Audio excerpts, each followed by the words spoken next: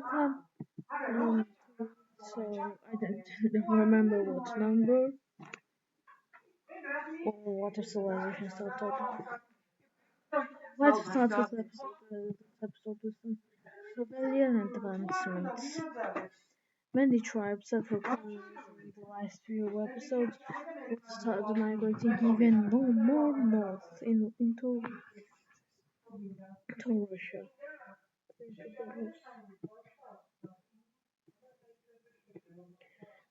The first settlements in Norway were found, but its mountainous terrain would stop any large settlementation. The Baltic, these are incredibly mercantile, with them having basically a merchant-based monarchy. And yes, they're still monarchic, but they are still merchant-based.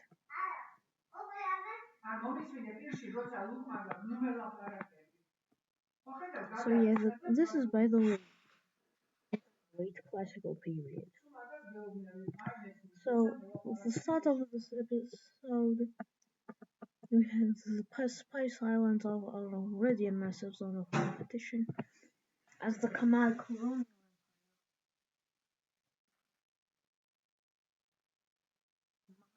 they said that trade cases for spices and things. This actually was the first spice trade.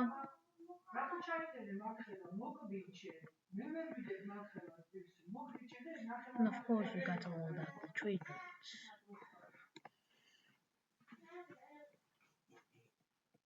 Japan is not that resourceful, especially in the modern.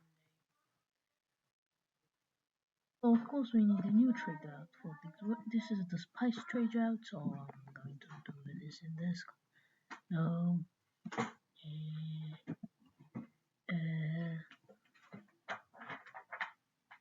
Yes.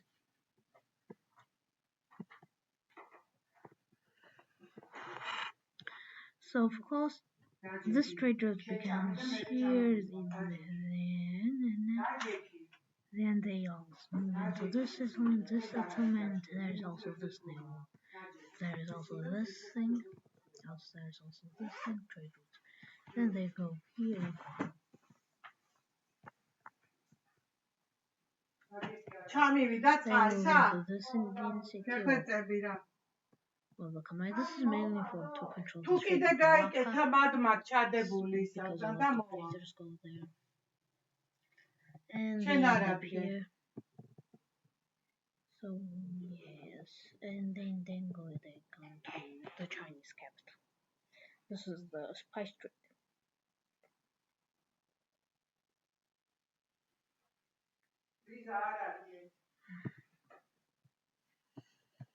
Now, as you can see, the Strait of Malacca is really important. So the Malacca becomes its own country instead of being colonized due to its richness. Due to the strait of just how many these tribes how tax so much of these traders that they decide to lower taxes after establishing their empires so the trade will flowing as they used that extra tax money for expansion. So their cities are basically these cities, and this is of course at the start of their civilization during the classical period.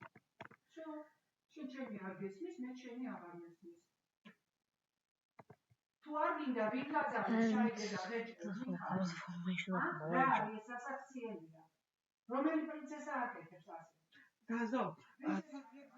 რა თქვა კაცმა სადღეძელოს ამბობს რომ ღვიმამდე გაგვიმრა სადღეძელო ღვიმამდე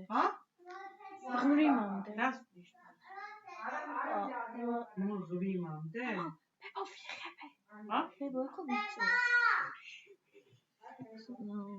ჩუ იწერს თაზო yeah, only 4 minutes. So of course we need to go name Bakhtoshan.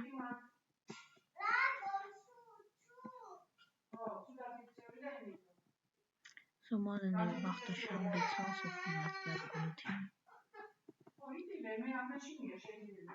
And now we'll see a war here in Europe. Though this war will mainly be between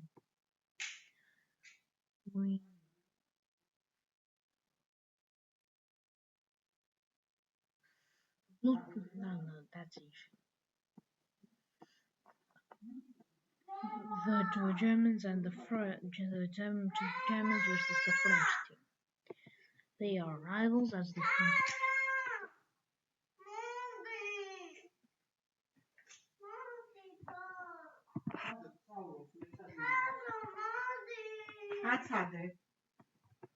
So the French troops, the war would start with French moving into Brittany. They would conquer Britain, and they would start moving into Germany. This massive push would be handled by the Germans, which are relatively oligarchic, by the way. They will launch a naval invasion into Britain and secure this southern half. They also launch an invasion of France proper.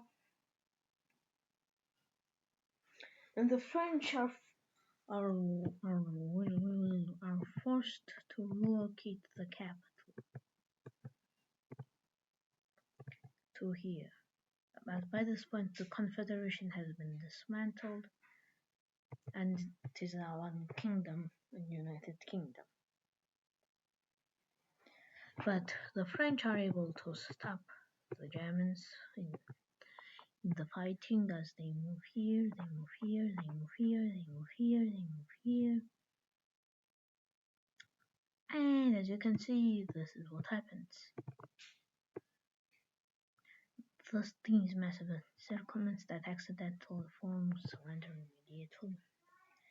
While Britannia is already secured and they would have a small naval foothold in Dunkirk, yeah, they would have absolutely no chance against the Germans here, as the Seine River becomes a line of defense, which would,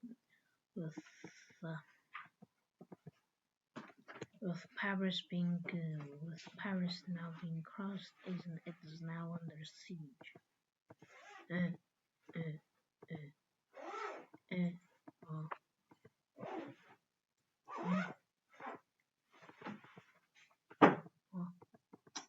But where are these?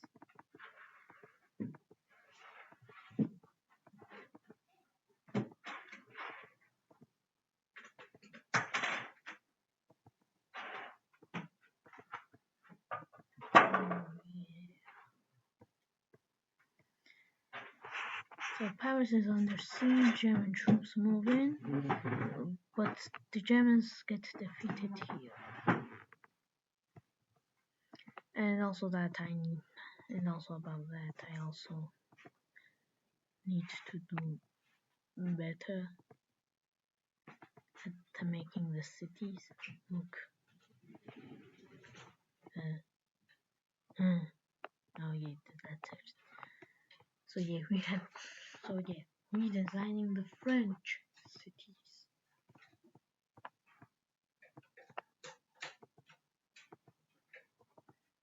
Okay, there is something on here, maybe blood the central hill, and there are a bunch of cities here. I'll also let add cities there.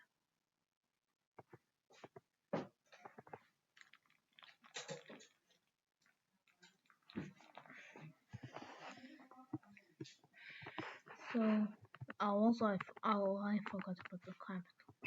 Oh crap.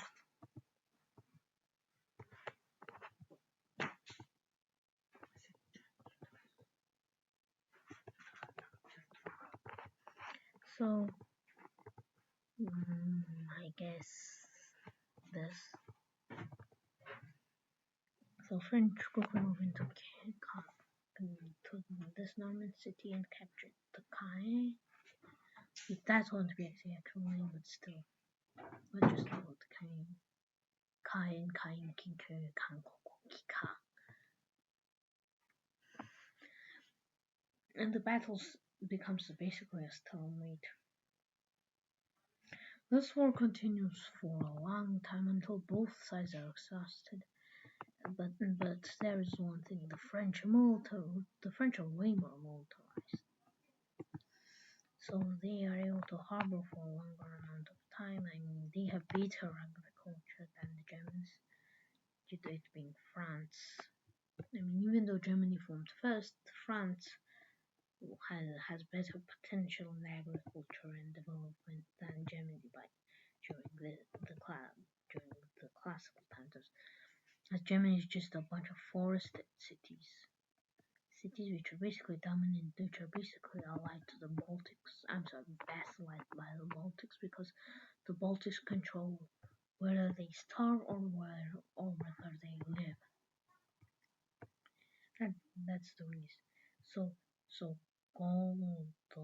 Gauls move here, and this offensive will actually cause a treaty.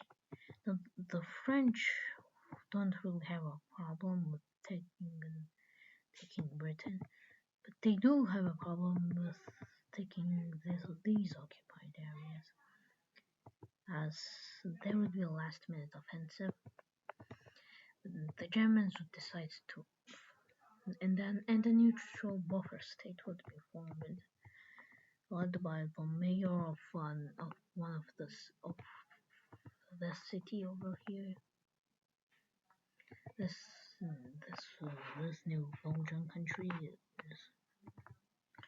is a French vassal.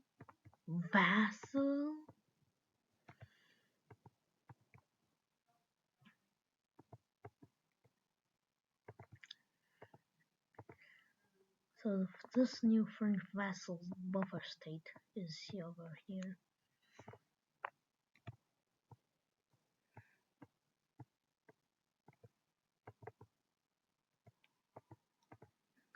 So this new order is kind of near that.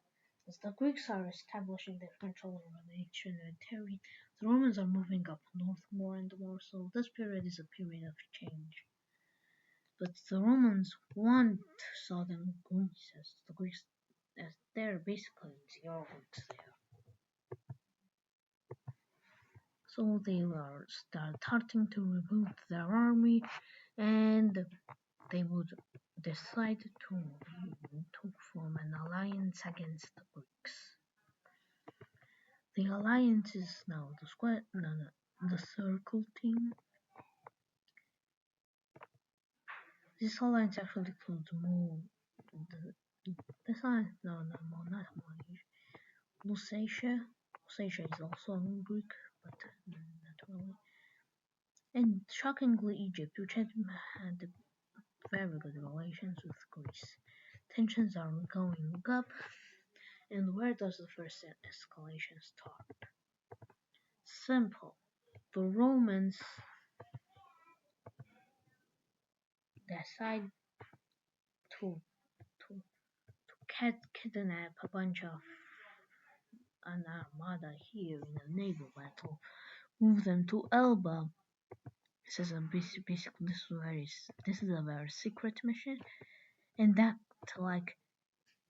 they invaded the Iberians, according to them, the Iberians invaded Elba, so that would be an declaration of war. So yes, the Second Mediterranean War has already started. Now, this fails spectacularly for the Romans, as Iberic troops are able to form some baseline here.